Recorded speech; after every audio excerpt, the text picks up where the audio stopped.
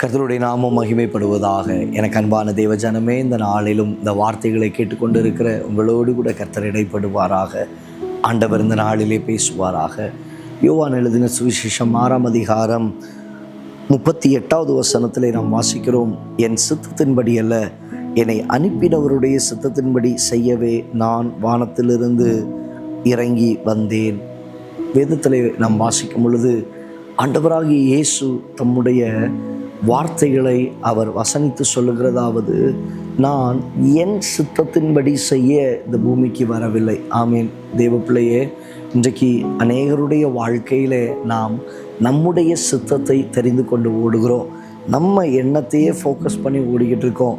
நாம் எப்படி இருக்கணும், நான் என்ன செய்யணும், நான் எப்படியெல்லாம் காணப்பட வேண்டும் என்கிற இந்த எண்ணத்தோடையே நான் ஓடிக்கிட்டு இருக்கிறேன். ஆனால் வசனம் சொல்லுகிறது, ஆண்டவராகிய இயேசு அவர் சொல்லுகிற ஒரு வார்த்தை, என் சித்தத்தின்படி அல்ல, என் பிதாவின் சித்தத்தின்படி செய்யவே நான் வானத்திலிருந்து இறங்கி வந்தேன். ஆமீன். தேவ பிள்ளையே, இன்றைக்கு உங்களுடைய வாழ்க்கையில் யாருடைய சித்தத்தை நீங்கள் செய்கிறீர்கள்?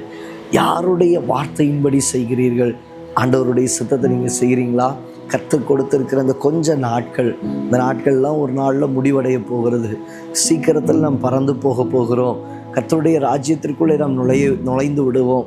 இந்த இடைப்பட்ட காலங்களுக்குள்ளாக நான் யாருடைய சித்தத்தை செய்ய என்னை நான் ஒப்பு கொடுக்கிறேன்? யாருடைய சித்தத்தை நிறைவேற்ற என்னை நான் ஒப்பு கொடுக்கிறேன்? மனுஷனுடைய சித்தத்தை செய்யணும்னு நினைக்கிறீங்களா? உங்களுடைய சுய எண்ணத்தின் சித்தத்தை செய்யணும்னு நினைக்கிறீங்களா? நண்பர்களுடைய சித்தத்தை செய்யணும்னு நினைக்கிறீங்களா? இல்லை தேவ பிள்ளையே, வசனம் சொல்லுகிற வார்த்தையின்படி என்னை அனுப்பினவருடைய சித்தத்தின்படி செய்யவே. ஆமேன். என்னை அனுப்பினவருடைய சித்தத்தின்படி செய்யவே. இன்றைக்கு இந்த நாளிலும் ஆண்டவர்கிட்ட கேட்ப, ஆண்டவரே, என் சித்தத்தின்படி அல்ல, என்னை அனுப்பினதான தேவனுடைய சித்தத்தின்படி செய்யவே ஆண்டவரே எங்களை நாங்கள் ஒப்பு கொடுக்கிறோம், அர்ப்பணிக்கிறோம் என்று. ஆண்டவர் என்ன விரும்புகிறார்? அவருடைய சித்தம் என்ன? அதற்கு உங்களை ஒப்பு கொடுங்க. இன்னைக்கு தேவ சித்தத்தை நிறைவேற்றக்கூடாதபடிக்கு சைடில் இருந்து நிறைய வார்த்தை வரும், நண்பன்கிட்ட இருந்து நல்ல வார்த்தைகள் வரும், நம்மளை டிஸ்கரேஜ் பண்ணுற மாதிரியே பேசுவாங்க, ஆண்டவரை விட்டு விலக போகிறதற்கு ஏதுவாகவே பேசுவாங்க. விலகிறாத. இன்னைக்கு ஆண்டவருடைய வார்த்தை வருது, நீ மனுஷனுடைய சித்தத்தின்படி செய்வதற்காக அழைக்கப்படலை தேவ பிள்ளையே, தேவனுடைய சித்தத்தை செய்யும்படியாய், தேவனுடைய சித்தத்தை செய்யும்படியாய். அதை தான் ஆண்டவர் தெளிவாக சொல்லிட்டார், என்னை அனுப்பினவருடைய சித்தத்தை செய்யும்படியாகவே நான் வானத்திலிருந்து இறங்கி வந்தேன். அப்போ இந்த பூமியில் கர்த்தர் என்னை உண்டாக்கி வைத்திருப்பதற்கு, என்னை அனுப்பினதற்கு, என்னை ஏற்படுத்தி வைத்திருப்பதற்கு ஒரு நோக்கம் உண்டு.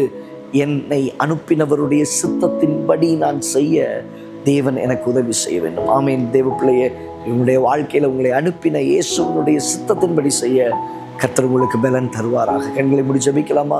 நல்ல தகப்பனே, சொல்லப்பட்ட அந்த வார்த்தையின்படி, என் சித்தத்தின்படி அல்ல, என்னை அனுப்பினவருடைய சித்தத்தின்படி செய்யவே என்னை நான் ஒப்பு கொடுக்கிறேன் என்று சொல்லப்பட்டது போல பிள்ளைகளுடைய வாழ்க்கை உம்முடைய சித்தத்திற்கு தங்களை அர்ப்பணிக்க, உம்முடைய சித்தத்தின்படி ஓட, சித்தத்திற்கு ஏற்ற பிரகாரமாய் நடக்க உதவி செய்வீராக.